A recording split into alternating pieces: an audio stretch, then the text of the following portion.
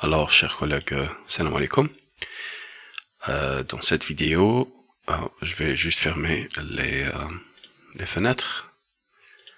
Gris d'évaluation. Dans cette vidéo, on va voir comment vous pouvez établir un système d'évaluation avec les devoirs. On a déjà parlé de la création d'un devoir. Dans une autre vidéo, vous pouvez regarder la vidéo sur la chaîne, notre chaîne YouTube de la faculté.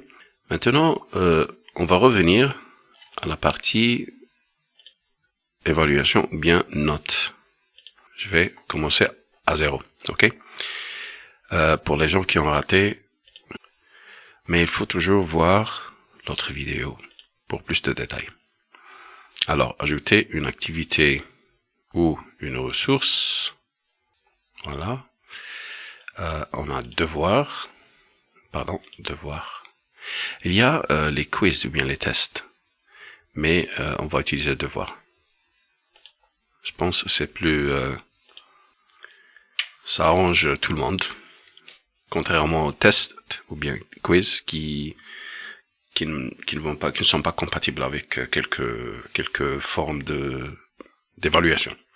Alors on va donner un titre, devoir 2, les instructions, bien une description, les détails concernant les autres paramètres, vous les trouvez dans l'autre vidéo. On a le type de remise et tout ça, on a parlé de nombre de fichiers, on a parlé des options répondre directement ou bien remettre un fichier. C'est à vous de décider, ça dépend. La taille maximale d'un fichier 5 mégas, 2 mégas, ça dépend. Si vous n'avez pas besoin d'images dans les réponses, je pense que 2 mégas est suffisant. Peut-être 2 fichiers parce que parfois il y a des étudiants qui ne peuvent pas rédiger sur un logiciel comme Microsoft. Et ce qu'ils vont faire, ils vont peut-être prendre des photos de leurs réponses. Type de feedback, on peut cocher les 2 premières options, feedback par commentaire et annotation PDF. Ce n'est pas la peine de cocher ces 2-là. Ce qui nous intéresse maintenant, les paramètres qui nous intéressent dans cette vidéo, c'est l'évaluation, les paramètres de l'évaluation, et c'est la note, grade, ou bien la note, d'accord? Alors on va, peut-être que vous allez utiliser 20, la note maximale du devoir 20. On choisit la note et on choisit point, au lieu de barème, point, d'accord? Point 20, la note maximale. Méthode d'évaluation. Il y a la méthode simple. Vous pouvez faire l'évaluation directement sur la plateforme et donner des commentaires et faire des annotations sur le fichier PDF qui sera généré directement, automatiquement. Ou bien utiliser 2 autres méthodes. La première méthode, c'est guide d'évaluation. Ok? Alors, qu'est-ce qu'on a dans guide d'évaluation? Si on choisit guide d'évaluation et on enregistrer et afficher, la plateforme va nous demander de créer un guide d'évaluation. Alors, un guide d'évaluation, on va voir. N'est pas encore disponible. Définir un formulaire d'évaluation. On va définir un formulaire d'évaluation. Description, c'est pas nécessaire. Ce qui nous intéresse, c'est ces 2 parties-là. La première partie, c'est le guide lui-même, avec les critères. Qu'est-ce qu'on a dans le guide? On a les critères, le nom du critère, la description pour les étudiants, la note, la description pour les évaluateurs. Les évaluateurs, si par exemple le responsable du module crée le test ou bien l'examen et les collègues vont participer à la correction. Chacun va corriger les copies de ses groupes respectifs. C'est possible, c'est un scénario, mais c'est pas toujours nécessaire. Alors, la description pour évaluateur n'est pas vraiment nécessaire. C'est juste dans le cas où la personne qui crée l'examen n'est pas forcément celle qui corrige. Et on a la note maximale, ok? On peut ajouter On peut avoir un seul critère ou bien plusieurs. On va utiliser des exemples. Par exemple, grammaire. Grammaire. On peut ajouter une description. Par exemple, correction de la langue. Correctness, accuracy, en anglais par exemple. Et on donne la note maximale. On va dire par exemple 5. Ok. Pardon. Ça c'est la description pour les évaluateurs. Note maximale, par exemple, on va dire 5, arbitrairement. Ajouter un critère. On va ajouter un critère. Il faut s'assurer que l'ensemble des critères, le total des notes maximales des critères est égal à 20 sur 20, d'accord? Alors, deuxième critère, vocabulaire, développement thématique, par exemple, développement thématique, en description, riche, en termes d'idées et tout, bien illustré, par exemple, illustration, originalité. Ça, c'est pour les étudiants, pour qu'ils sachent à quoi on s'attend en termes de développement thématique, à quoi on s'attend en tant qu'enseignant en termes de grammaire et ainsi de suite. Vous pouvez avoir une description plus détaillée que ça. Vous pouvez même agrandir l'espace pour écrire la description. C'est à vous de voir combien de détails vous allez mettre ici. On va dire la note maximale 8, 5, 13, il nous reste 7. On ajoute notre critère, c'est juste pour illustration. Cohérence et cohésion. Ok. Dénotions les plus fréquentes. Cohésion, on va dire l'organisation. L'organisation des idées. Lien entre les paragraphes, les idées, les phrases, et ainsi de suite. Et on va donner 7. 7 plus 8, 15, plus 5, 20. Ok.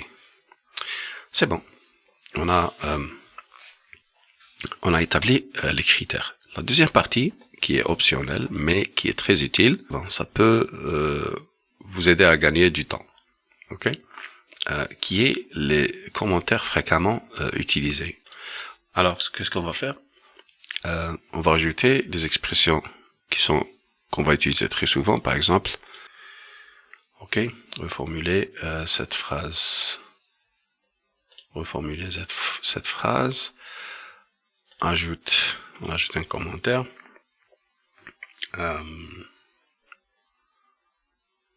Ponctuation, par exemple. Ok. On ajoute un autre word order. Je vais utiliser en anglais. Et on ajoute autant d'expressions que nécessaire. Ok, word order. C'est bon. On a fait ça. Alors, enregistrer le guide d'évaluation et le rendre disponible. Ok. Alors, c'est bon. C'est bon. Quand les étudiants... Alors, je vais accéder à ce devoir avec un compte étudiant. Prendre le rôle participant. Ok. Alors, qu'est-ce qu'on a? Astuce. Section 32. Devoir 2. Ok. Alors, voilà. Aucune tentative. Je n'ai pas encore commencé à envoyer. Non évalué. La grammaire, j'ai les critères d'évaluation avant de rendre le devoir. Je sais de quoi il s'agit, je sais à quoi on s'attend de ma part. Grammaire, correction de la langue, note maximale 5, développement, alors je sais que c'est important d'avoir des idées riches, d'avoir un essai ou bien une composition écrite avec des illustrations, avec des idées originales et ainsi de suite. Et je termine mon devoir et j'ajoute un travail. Je choisis un fichier. Ça c'est la partie étudiant. Choisir un fichier. Je vais voir un texte. S'il y a un texte, un essai. The Winning Trump Trade War. OK. Alors, déposer ce fichier. J'espère qu'il n'y aura pas de problème de connexion. OK, enregistrer. Et je vais revenir. C'est bon, remis pour évaluation. C'est bon, voilà le travail. Alors, qu'est-ce qu'on va faire? On va revenir au rôle normal. Maintenant, en tant qu'enseignant, je peux venir au devoir, e-teaching, astuces, devoir 2, consulter tous les travaux remis. Voilà, consulter tous les travaux remis. Il n'y a qu'un seul travail qui a été remis. C'est bien parce qu'on va pas avoir la liste de tous les étudiants, juste ceux qui ont déjà rendu le devoir.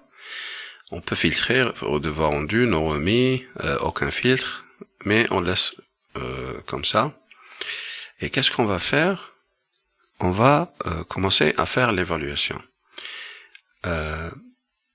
On peut cliquer sur note, la note, voilà.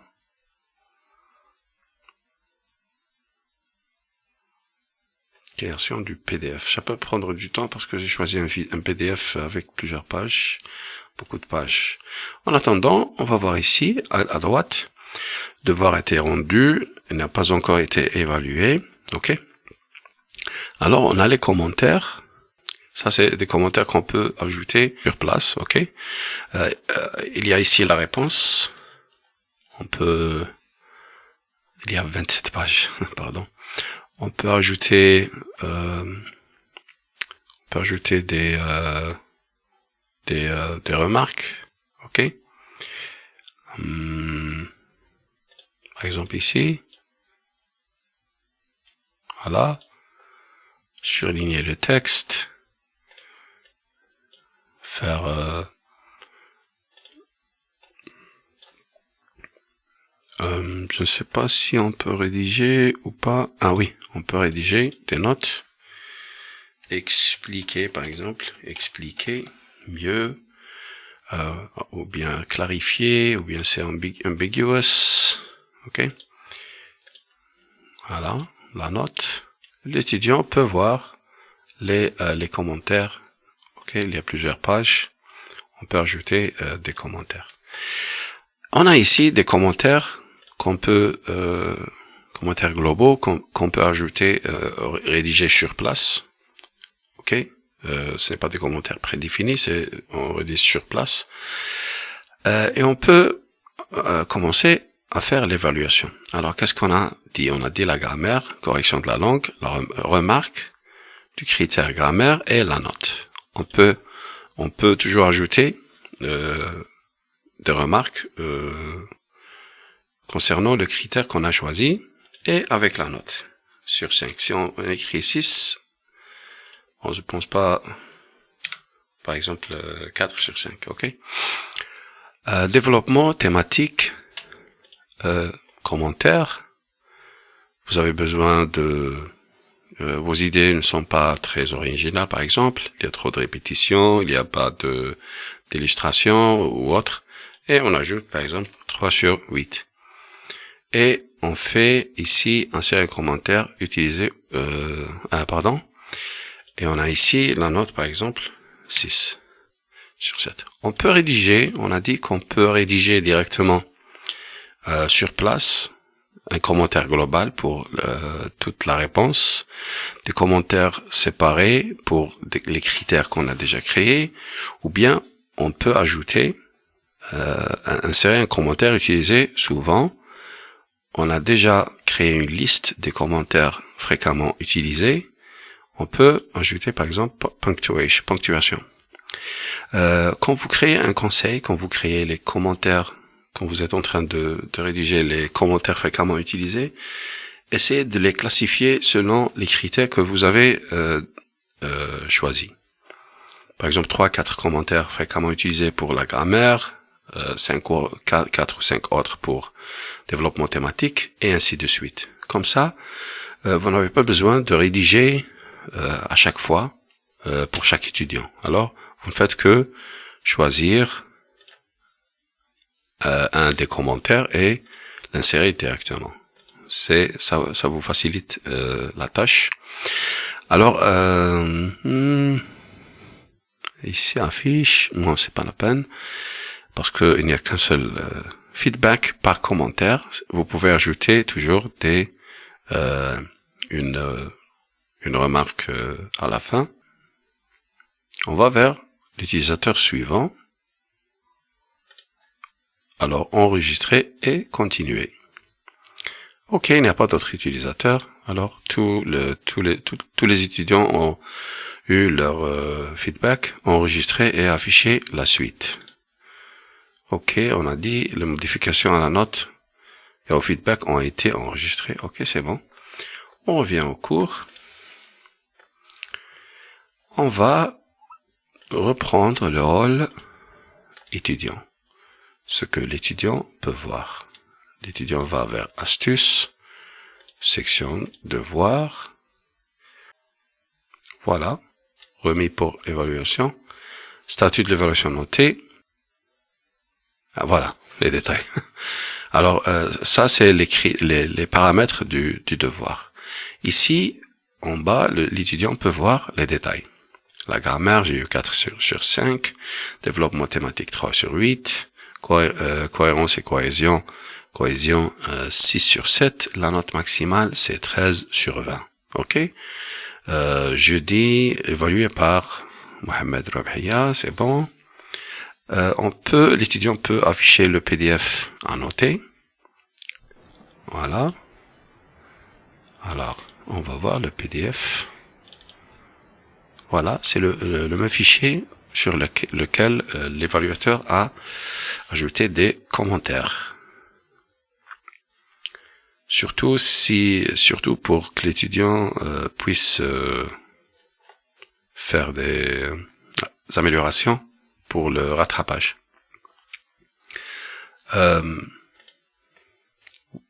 Peut-être que vous avez beaucoup d'étudiants, mais ça, puisqu'on est obligé de faire quelques modules, les examens de quelques modules en ligne, c'est utile d'avoir ce genre d'outil, le guide d'évaluation, pour accélérer le processus. On va voir on va créer un deuxième devoir, mais cette fois, on va utiliser la grille d'évaluation. Vous aide à gagner encore plus de temps que le guide d'évaluation. Alors, astuces, activer le mode édition, et section, ajouter un devoir. Devoir 3.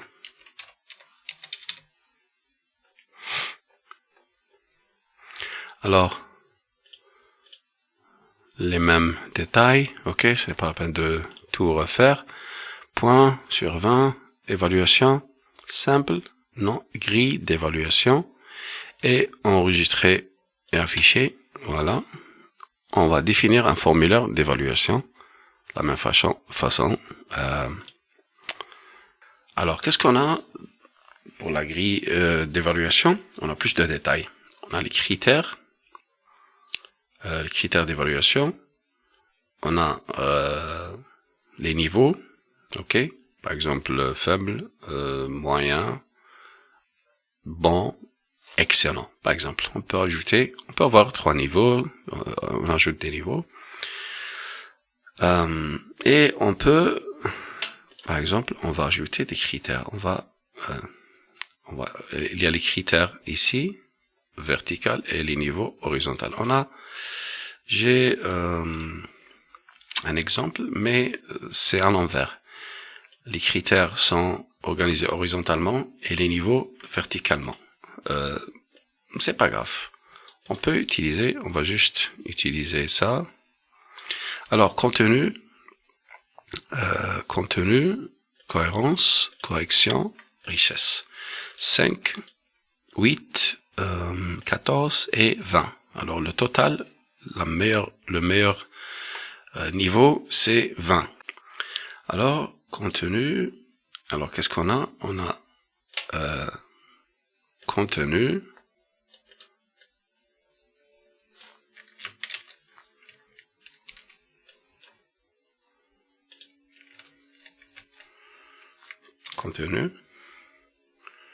ok.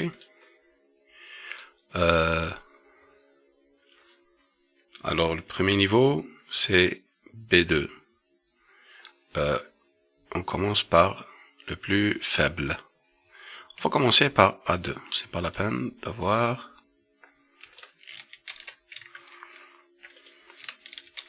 Ok. Et, pardon, A2, combien de points? 2,5. 2,5. Ok.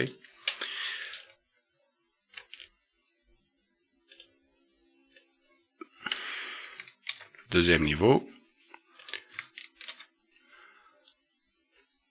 Pour plus de détails concernant les grilles d'évaluation, je pense que vous pouvez faire des recherches. Les grilles d'évaluation existent déjà dans les systèmes d'évaluation. Les informations concernant ce détail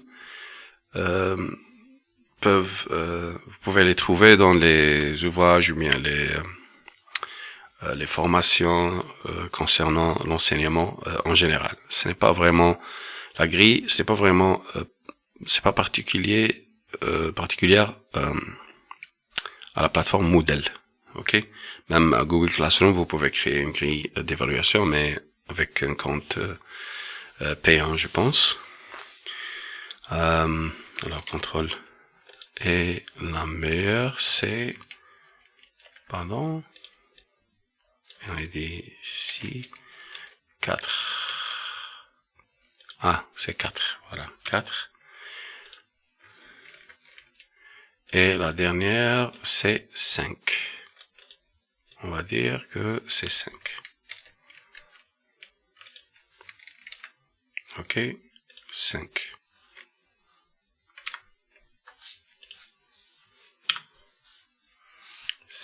Ok. Bien, on peut avoir 5 ici, 8 et 10.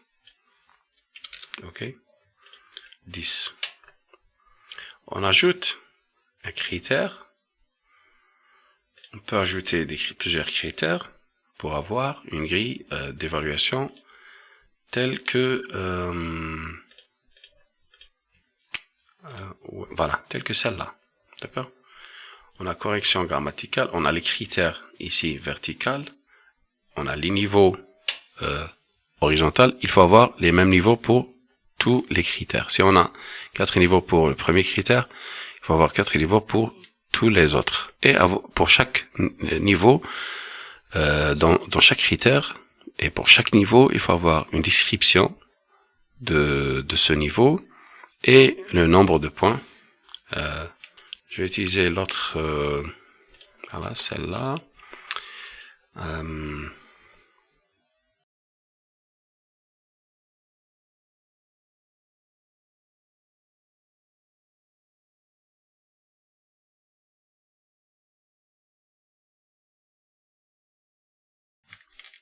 D'accord. C'est juste pour illustration. C'est juste pour illustrer. Ok. C'est bon. J'ai créé la grille. On peut faire des modifications, bien sûr. On peut toujours faire des modifications. Enregistrer la grille d'évaluation et la rendre prête à l'usage. Voilà la grille. Voilà ce que peut voir l'étudiant. Ok. Alors, je vais prendre le rôle participant, ajouter un travail. Je Choisir un fichier, choose file, ajouter un fichier, c'est bon. Enregistrer. Ok, c'est bon. Revenir au rôle normal. Maintenant, je vais vers astuces, section 32, devoir 3, et consulter tous les travaux remis. Voilà. C'est tout. Il n'y a que Rabia qui ont les devoirs. Voilà. Même malgré le fait que c'est un fichier PDF, ça l'a transformé en nom. Aïe, ça n'a pas marché pour ce fichier. Ce n'est pas grave. Peut-être qu'il faut exiger des fichiers PDF pour ne pas avoir un problème. C'est un fichier Word qui n'a pas été converti en PDF par la plateforme. Alors, de préférence, exiger des fichiers PDF dès le début, ou bien des réponses en ligne directement. Je vais essayer d'agrandir ça, voilà. Par exemple, j'ai une réponse, je peux toujours ajouter des notes, ok. Qu'est-ce que je vais faire maintenant? Je vais faire l'évaluation, contenu, réalisation de la tâche, 4 points. Qu'est-ce qu'on a? Ah, voilà. Voilà. Il faut juste cliquer ici. Alors, qu'est-ce qu'on a? On a contenu, 4 points, 5 points ou bien 10 points. On va dire 5 points pour le contenu et 10 points pour cohérence dans la construction du discours. Ok, c'est bon. Alors, vous cliquez ici. Vous avez la grille d'évaluation, vous fermez. C'est bon, enregistrer et afficher la suite. On n'a pas de suite. On va revenir au cours. On va prendre le rôle étudiant, participant. Astuces, devoir 3. C'est bon. Voilà les critères. Et voilà l'évaluation.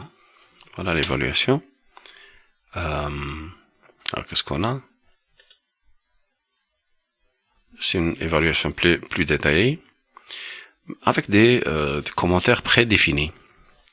C'est exactement comme le guide d'évaluation, sauf que ici, les messages, il y a beaucoup de commentaires prédéfinis et des notes prédéfinies. Voilà, le calcul des notes a déjà été fait par la plateforme, 15/20. Télécharger les annotations. On a dit que ça ne marche pas si on a un fichier Word, parce que ça n'a pas été converti en PDF. Alors, il vaut mieux avoir un fichier PDF dès le début. Ok, c'est bon. C'est comme ça que vous pouvez faire l'évaluation en utilisant la grille d'évaluation. Le guide d'évaluation, je pense que c'est plus facile, mais si on utilise la grille, ça nous aide à gagner plus de temps, parce qu'il y a, on ne fait que cocher. Alors, désolé d'avoir pris autant de temps dans cette explication, mais si vous suivez les étapes dont on a parlé, mais d'abord il faut voir comment créer les devoirs. Ça peut prendre du temps de voir les vidéos et d'appliquer, mais ça sera un investissement en termes de temps, parce que on n'en a pas beaucoup. Merci pour votre attention.